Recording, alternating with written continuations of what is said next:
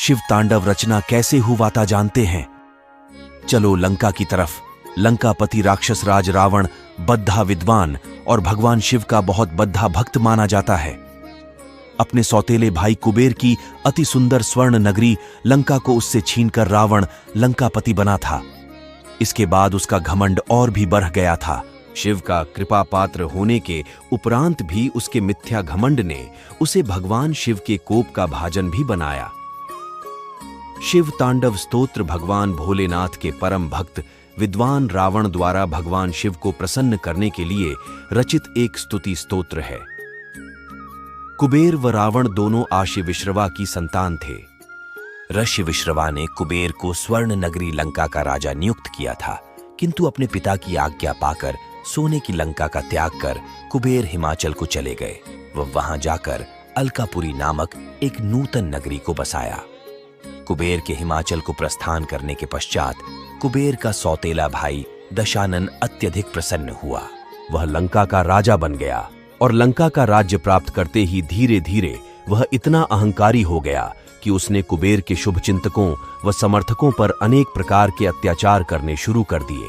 अपने शुभचिंतकों व समर्थकों पर जब दशानन द्वारा किए जा रहे अत्याचारों का समाचार कुबेर को प्राप्त हुआ तो उन्होंने अपने भाई को समझाने व ऐसा कुकृत्य न करने के लिए अपना एक दूत भेजा, जिसने कुबेर के कहे अनुसार दशानन को सत्य पथ पर चलने व साधुजनों पर अत्याचार न करने का सुझाव दिया। दूत के माध्यम से कुबेर का सुझाव सुन दशानन को इतना क्रोध आया कि उसने उस दूत को न केवल बंदी बना लिया बल्कि अपनी तलवार से उसकी हत्या भी कर दी। किंतु इतने पर भी दशानन का क्रोध शांत नहीं हुआ। दूत की हत्या करने के पश्चात कुबेर को सबक सिखाने के उद्देश्य से वह अपनी सेना लेकर कुबेर की नगरी अलकापुरी पर आक्रमण करने हेतु निकल पड़ा। दोनों भाइयों के बीच भीषण युद्ध हुआ। अंततः कुबेर परास्त हुए व दशानन ने कुबेर की नगरी को खंड खंड कर अपने भाई कुबेर पर भी गदा का भीषण प्रहार किया। दशानन की गदा के भीषण घात से बुरी तरह घायल हुए कुबेर को उसके सेनापतियों ने किसी प्रकार से युद्ध स्थल से निकाल नंदनवन तक पहुंचाया, जहां वैद्यों ने उसका उपचार कर उसे स्वस्थ किया। इस विजय के पश्चात दशानन घमंड में और भी अधिक मदमस्त हो गया। वो उसका घमंड व अत्याचार और भी अधिक बढ़ गए। चूंकि दशानन ने कुबेर की नगरी व उसके पुष्पक विमान पर भी अपना अधिकार कर लिया था, सो एक दिन पुष्पक विमान में सवार होकर शारवण की तरफ चल पड़ा। लेकिन एक पर्वत के पास से गुजरते हुए उसके पुष्पक विमान की गति स्वयं ही धीमी हो गई। रामायण के उत्तरखंड के अनुसार लंका जीतने के बाद पुष्पक विमान से स्वर्ण नगरी जाते हुए रास्ते में उसे कैलाश पर्वत दिखा, लेकिन उसका ये अद्भुत विमान भी पर्वत के ऊपर से गुजरने में अक्षम था। इससे हैरान रावण को उसे शिव का वाहन नंदी दिखा और उसने इसका कारण पूछा। चूंकि दशानन ने कुबेर की नगरी वो उसके पुष्पक विमान पर भी अपना अधिकार कर लिया था, सो एक दिन पुष्पक विमान में सवार होकर शारवण की तरफ चल पड़ा। लेकिन एक पर्वत के निकट से निकलते हुए उसके पुष्पक विमान की गति स्वयं ही धीमी हो गई। चूंकि पुष्पक विमान की यह विशेषता थी कि वह चालक की इच्छानुसार चलता था तथा उसकी गति मन की गति से भी तेज थी, इसलिए जब पुष्पक विमान की गति मंद हो गई तो दशानन को बड़ा आश्चर्य हुआ। तभी उसकी दृष्टि सामने खड़े विशाल एवं काले शरीर वाले भगवान शिवजी की सवारी नंदीश्वर पर पड़ी। दशानन ने नंदीश्वर से इसका रहस्य ज्ञात करने हेतु जिज्ञासावश पूछा तो नंदीश्वर ने दशानन को बताया कि यह भगवान शिव और पार्वती का निवास स्थल है, इसलिए कोई अपरिचित अथवा अज्ञात इस पर्वत के ऊपर से मार्गी नहीं हो सकता। अभिमानी दशानन ने इसे अपना अपमान समझा एवं पर्वत को उखाड़ डालने के उद्देश्य से उसने पर्वत की नींव पर हाथ लगाकर उसे उठाना चाहा। ऐसा नहीं कर पाने की स्थिति में कैलाश पर्वत को उखाड़ डालने के लिए उसने अपने सभी 20 हाथ लगा दिए, जिस कारण कैलाश पर्वत बुरी तरह हिलने डोलने लगा।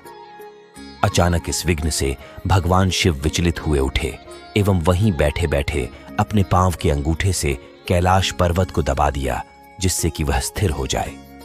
किंतु भगवान शिव के ऐसा करने से दशानन की बाहें कैलाश पर्वत के नीचे दब गई। फलस्वरूप वह दर्द से कराह उठा और शिव से क्षमा याचना करने लगा।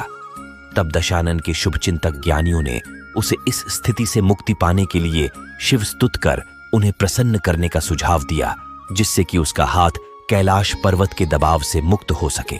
भयंकर पीड़ा से पीड़ित दशानन ने अविलंब अपना एक सिर काटकर उसकी वीणा बनाई और सामवेद में उल्लेखित भगवान शिव के सभी स्तोत्रों का भीषण चीत्कार के साथ गान प्रारंभ कर दिया। दशानन 1000 वर्षों तक निरंतर इन स्तोत्रों का भीषण चीत्कार के साथ गान करता रहा। दशानन की कठोर भक्ति व साधना से अंततः भगवान शिव प्रसन्न हुए और उसे इस यातना भरे बंधन से मुक्त किया। दशानन द्वारा भगवान शिव की स्तुति के लिए जो स्तोत्र गाया गया था, वह दशानन ने भयंकर पीड़ा व क्रोध के कारण भीषण चीत्कार से गाया था और इसी भीषण चीत्कार को संस्कृत भाषा में राव सुशरूण कहा जाता है। इसलिए जब भगवान शिव दशानन की स्तुति से प्रसन्न हुए और उसके हाथों को पर्वत के नीचे से बंधन मुक्त किया, तो उसी प्रसन्नता में उन्होंने दशानन का नाम रावण अर्थात भीषण चीत्कार करने पर विवश शत्रु रखा, क्योंकि भगवान शिव ने रावण को भीषण चीत्कार करने पर विवश कर दिया था और तभी से दशानन को रावण कहा जाने लगा। शिव की स्तुति के लिए रचा गया सामवेद का वह स्तोत्र जिसका रावण ने भीषण चीत्कार के साथ गान किया था, रावण स्तोत्र व शिव तांडव स्तोत्र के नाम से सर्वविख्यात है। चूंकि रावण के शिव स्तुति में किए रुद्रंगान से सामवेद में वर्णित इस स्तोत्र को अत्यंत प्रसिद्धि प्राप्त हुई, अतः इस स्तोत्र को रावण रचित शिव तांडव स्तोत्र के नाम से ख्याति प्राप्त हुई। वैसे रावण द्वारा ही रचित बताया जाने लगा।